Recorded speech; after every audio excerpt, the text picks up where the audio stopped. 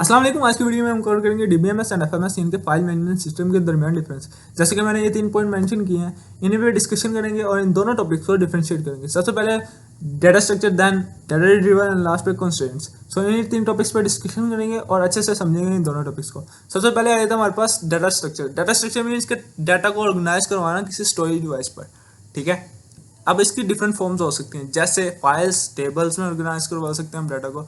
अब अगर मैं स्पेसिफिकली बात करूँ फाइल मैनेजमेंट सिस्टम की, तो डाटा हमारा ऑर्गेनाइज होता है फाइल्स में। फाइल्स मीन्स कि डाटा हमारा लाइन बाय लाइन स्टोर होगा, यानी कि सीक्वेंस में। अब इससे क्या पता लग रहा है कि डाटा हमारा सारा अनस्ट्रक्चर फॉर्म में पड़ा है। लेकिन इसी के अगर हम बरअक्स देखें, डीबीएमएस इनके डाटाबेस मैनेजमेंट सिस्टम, तो उसमें सारा डाटा ऑर्गेनाइज होता है। और स्पेसिफिकली बात करूँ आरडीबीएमएस की, रिलेशनल डाटाबेस मैनेजमेंट सिस्टम की, उसमें हमारा सारा डाटा पड़ा होता है टेबल्स में, यानी कि रोज एंड कॉलम्स में ऑर्गेनाइज होता है। रो वाइज हम एंटिटीज को देखते हैं और अगर हम कॉलम वाइज देखते हैं तो उनकी एट्रीब्यूट्स यानी उनकी प्रॉपर्टीज को देखते हैं। नेक्स्ट बात करूँ data retrieval. Data retrieval means data को फैच करना।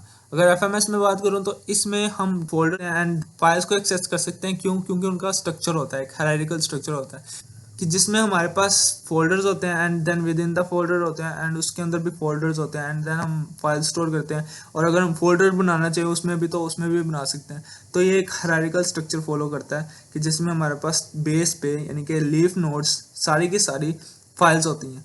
तो एफएमएस के थ्रू फाइल को तो एक्सेस किया जा सकता है इसमें, बट अगर मैं बात करूँ डाटा की, तो डाटा तो किसी स्ट्रक्चर में ही नहीं होता इसमें। डाटा अनऑर्गेनाइज्ड वे में पड़ा होता है। सो डाटा को तो एक्सेस करने के लिए कुछ यूनिक कीज या कुछ यूनिक वैल्यूज चाहिए होती हैं, बट इसमें तो कुछ नहीं है। तो इसमें हम डाटा किस तरह फेच कर सकते हैं? इसमें हमें मैन्युअली काम करना पड़ता है, यानी कि वो वाली फाइल को पूरा मैन्युअली रीड करना पड़ता है और फिर जो डाटा चाहिए होता है हम उसमें से निकाल लेते हैं। एंड इसका दूसरा वे कुछ यूँ हो सकता है कि हम पॉइंटर्स का इस्तेमाल कर सकते हैं। पॉइंटर्स मीन्स कि जैसे ये एक फाइल है समझ लो, ठीक है।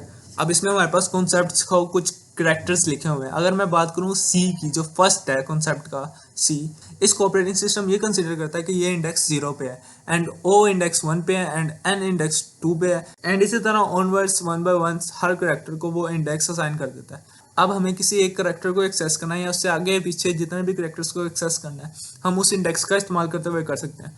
बट ये उतना एफिशिएंट नहीं है, क्योंकि इससे हमें पता ही नहीं है कि कौन सा डाटा हमारे पास आ रहा है, ठीक है, और ना हमें ये पता है कि जो हमें डाटा चाहिए वो किस इंडेक्स पे पड़ा है। तो ये इस हिसाब से इनएफिशिएंट है। एंड इसी के कंट्रास्ट में अगर मैं बात करूँ डीबीएमएस की, तो इसमें हमारे पास डाटा को फैच करने के लिए एफिशिएंट क्वेरिंग एंड इंडेक्सेस और कुछ कस्टम क्वेरीज प्रोवाइड की जाती हैं। अब क्वेरी क्या होती है? क्वेरी जैसे ये एग्जांपल दिया मैंने इधर कि रिट्रीव ऑल द प्लेयर्स जिसकी एज 18 है या उससे लेस देन है, ठीक है, इनके 18 है और लेस देन 18 है, लेकिन वो रेड टीम में से होना चाहिए।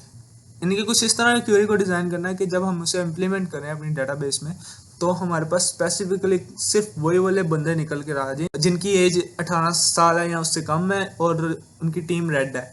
और अगर यही काम हमें किसी फाइल मैनेजमेंट सिस्टम में करना पड़ जाए, उसमें क्या होगा कि फाइल तो ले आएगा, ठीक है, वो वाली इनके टीम की फाइल तो ले आएगा, बट उसमें से अब प्लेयर्स को ढूंढना, ठीक है, रेड टीम वाले कौन से, ब्लू ग्रीन वाले कौन से, वो हमारा काम है। एंड देन उस पर फिर एज देखना कि किसकी लेस एज है 18 से या 18 है।